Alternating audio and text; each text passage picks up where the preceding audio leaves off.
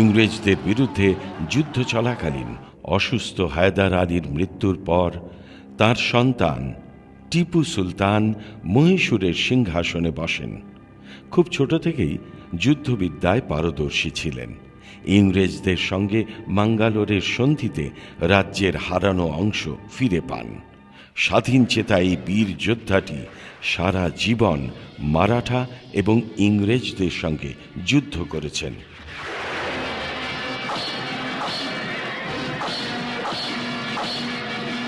যুদ্ধক্ষেত্রে তিনি বিশ্বে প্রথম রকেট ব্যবহার করেন।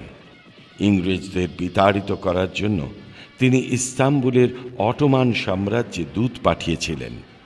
ব্রিটিশদের বিরুদ্ধে তার লড়াই ফরাসি সম্রাট নেপোলিয়নকে মুগ্ধ করেছিল। তিনি টিপু সুলতানকে চিঠিও লিখেছিলেন এজন্য। চতুর্থ ইঙ্গ মহীশূর যুদ্ধে রাজধানী শ্রীরঙ্গপত্তনে ৪৯ বছর বয়সে টিপু সুলতান বীরের মৃত্যুবরণ করেছিলেন।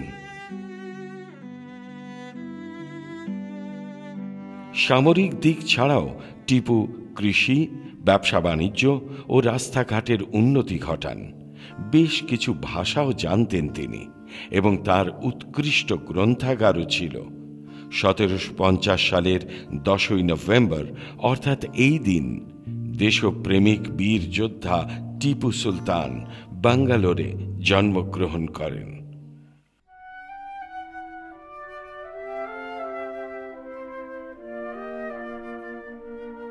সুরেন্দ্রনাথ বন্দ্যোপাধ্যায় আইসিএস পরীক্ষায় উত্তীর্ণ হলেও তাঁকে পদচ্যুত করা হয়েছিল কাজ না দিয়ে।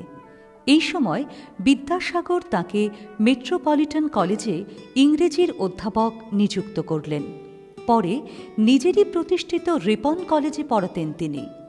বেঙ্গলি পত্রিকার প্রতিষ্ঠাতা ও সম্পাদক ছিলেন সুরেন্দ্রনাথ।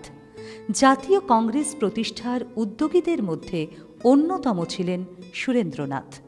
দুবার কংগ্রেসের সভাপতি হয়েছিলেন তিনি। একটি প্রবন্ধে আদালত অবমাননার দায়ে কারাদণ্ড তাকে জনপ্রিয় করে তুলেছিল। বঙ্গভঙ্গ আন্দোলনেও তিনি নেতৃত্ব দিয়েছিলেন। তাঁর অনেক অবদান আছে কর্পোরেশন, মিউনিসিপ্যালিটি, স্বায়ত্তশাসন সংক্রান্ত ব্যাপারে। ইংরেজ সরকারের কাছ থেকে স্যার উপাধিও পেয়েছেন। অসাধারণ বাগ্মী এই জননেতা কলকাতার তালতলা অঞ্চলে ১৮৪৮ সালের ১০ই নভেম্বর অর্থাৎ এই দিনে জন্মগ্রহণ করেন।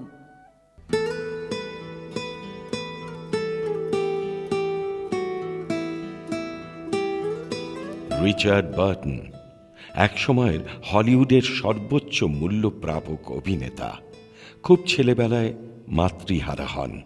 পড়াশোনায় ছিলেন ভীষণ মেধাবী এবং প্রতিভাবান। বার্টন খেলাধুলাতেও পারদর্শী ছিলেন। মাত্র ১৬ বছর বয়সে স্কুল ছেড়ে কর্মজীবনে প্রবেশ করেন। এর মধ্যে অভিনয়ের প্রতি আকর্ষণ জন্মায়। ১৯৪০ থেকে ৫০-এর মধ্যে বহু স্টেজ শো আর সিনেমায় অভিনয় করেন। বিবিসি রেডিওতে অভিনয় করে প্রথম পারিশ্রমিক লাভ করেন। তার অভিনীত প্রথম ছবি দ্য লাস্ট ডেজ অফ ডলউইন। ১৯৫৩ সালে ডেজার্ট র্যাট ছবি তাকে হলিউডে স্থায়ী জায়গা দেয়। Don't insult my intelligence by telling me that if it stood in my way, I couldn't crush it like that. If you can crush Tobruk, crush it. But don't tell me it isn't a constant threat to your supply line. That it isn't an open sore in your side. Or that you can take Egypt without first smashing it. প্রথমবারের জন্য তার নাম অস্কারে মনোনীত হয়। এরপর করেন the Prince of players, Alexander the great, Cleopatra. Tell me how many have left you since him? 1, 10, anyone? No one? Have they kissed you with Caesar's lips, touched you with his hands? Has it been his name you cried out in the dark?